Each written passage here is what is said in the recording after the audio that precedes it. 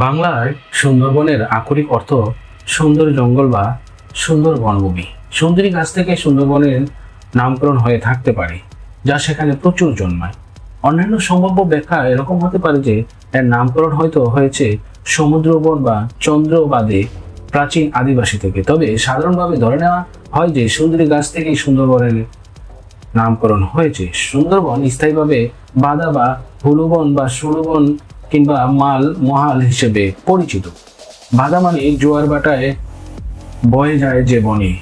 British উপনিবেশের সময় এই বাদার নাম হয়ে যায় মহাল, মধুমহাল বা গোলমহাল। বন্ধুরা, কথা বলছি বাংলাদেশের অন্যতম বন্ধু। যত প্রকার ঝড় ঝাপটা বঙ্গোপসাগর থেকে বাংলাদেশকে আঘাত করতে চায়, সব আঘাত নিজের বুকে পেতে নিয়ে যিনি ছোট্ট এই বাংলাদেশকে বাঁচিয়ে রাখে, সেই সুন্দরবনকে নিয়ে।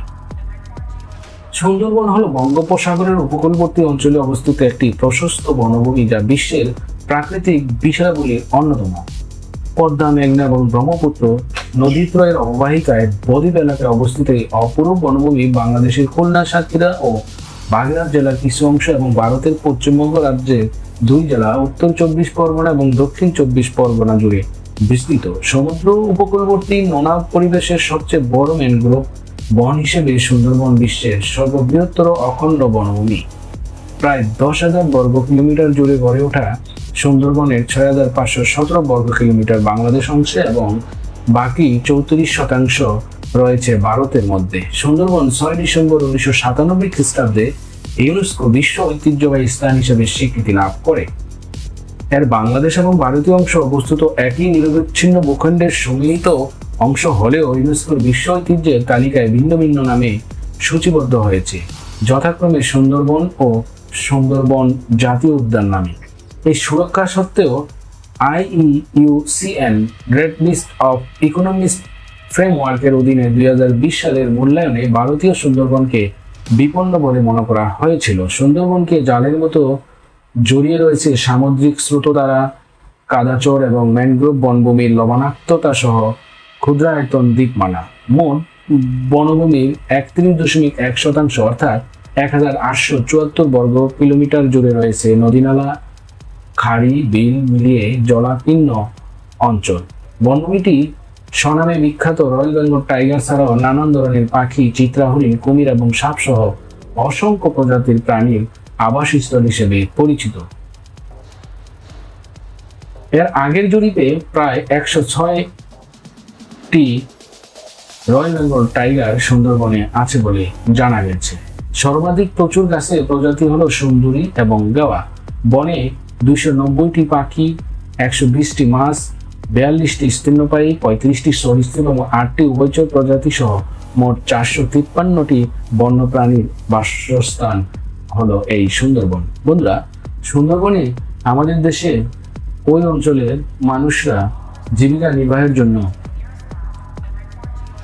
বিভিন্ন ঝুঁকি নিয়ে মধু আহরণ থেকে শুরু করে গোলপাতা সংগ্রহ করে তাদের জীবন জীবিকা পরিচালিত করে। বাংলাদেশে 1993 সালে বন সংরক্ষণের জন্য একটি বন চক্র তৈরি করা হয় এবং এরপর থেকে প্রধান বন সংরক্ষকদের নিযুক্ত করা হয়েছে। উভয় সরকারের কাছ থেকে সংরক্ষণী প্রতিশ্রুতি সত্ত্বেও সুন্দরবন প্রাকৃতিক এবং মানবসৃষ্ট উভয় কারণে হুমকির মুখে রয়েছে। 2007 সালে ভূমিধসের কারণে প্রায় 40% সুন্দরবন ক্ষতিগ্রস্ত হয়। সমুদ্রের জলস্তর বৃদ্ধি এবং স্বাদু পানির সরবরাহ হ্রাসের কারণে বনটি বর্ধিত স্যালিনিটিতে ভুগছে। আরও 2009 সালের মে মাসে ঘূর্ণিঝড় আইলা ব্যাপক হতাহতের সাথে সুন্দরবনকে বিধ্বস্ত করে। এই ঘূর্ণিঝড়ে কমপক্ষে 1 লক্ষ মানুষ ক্ষতিগ্রস্ত হয়। প্রস্তাবিত কয়লা চালিত রামপাল বিদ্যুৎ কেন্দ্রটি বাংলাদেশের খুলনার বাগেরহাট জেলার রামপাল উপজেলার সুন্দরবন থেকে 14 কিলোমিটার উত্তরে অবস্থিত। ইউনেস্কো 2016 সালের একটি প্রতিবেদন অনুসারে এই অনন্য ম্যানগ্রোভ অরণ্যের আরো ক্ষতি করবে বলে ধারণা করা হয়েছে। মোগল আমলে স্থানীয় রাজা পুরো সুন্দরবনের ইজারা নেন।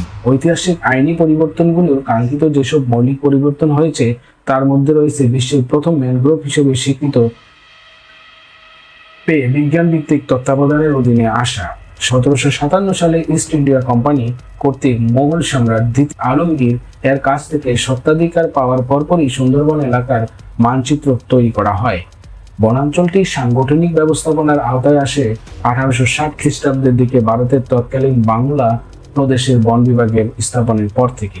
অষ্টাদশ শতাব্দীর শুরুতে সুন্দরবনের আয়তন বর্তমানের প্রায় দ্বিগুণ ছিল। বনের উপর মানুষের অধিক চাপ ক্রমান্বয়ে এর আয়তন সংকুচিত হয়েছে। 1828 সালে ব্রিটিশ সরকার সুন্দরবনের স্বত্বাধিকার অর্জন করে। এল.টি. হজেস 1829 সালে সুন্দরবনের প্রথম জরিপ কার্য পরিচালনা করেন। 1876 সালে সমগ্র সুন্দরবন এলাকাকে সংরক্ষিত বন হিসেবে ঘোষণা দেওয়া হয়। 1947 সালে ভারত ভাগের সময় সুন্দরবনের 6517 বর্গ কিলোমিটার বাংলাদেশ অংশ পড়ে, যা বাংলাদেশের আয়তনের প্রায় 4.3 এবং সমগ্র বনভূমির প্রায় 66 ভাগ। বন্ধুরা, আজ এই পর্যন্তই। সবাই ভালো থাকবেন, সুস্থ থাকবেন, পরিবেশের সুরক্ষায় নিজেকে নিয়োজিত রাখবেন। ভিডিওটি ভালো লাগলে লাইক, কমেন্ট, শেয়ার এবং সেই সাথে চ্যানেলটি সাবস্ক্রাইব করবেন। আল্লাহ হাফেজ।